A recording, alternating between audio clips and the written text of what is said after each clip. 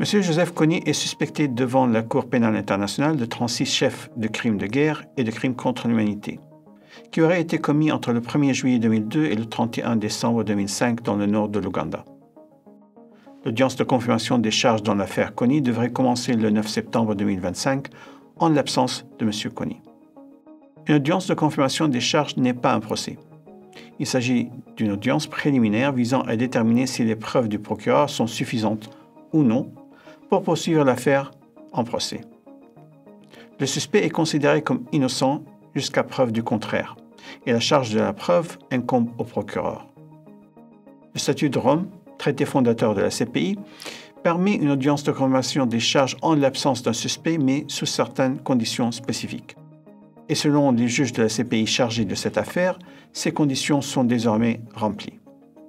Maître Peter Heinz, avocat de défense expérimenté, a été nommé par la Cour pour protéger les droits et les intérêts de M. Kony au cours de la procédure de confirmation des charges.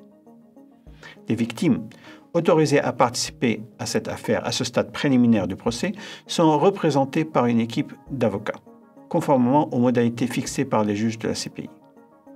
Les victimes de l'affaire Kony, qui n'ont pas encore demandé à participer à une procédure antérieure de la CPI dans le cadre de la situation en Ouganda, peuvent remplir un formulaire de demande de participation et par la suite l'envoyer à la section de la participation des victimes et des réparations.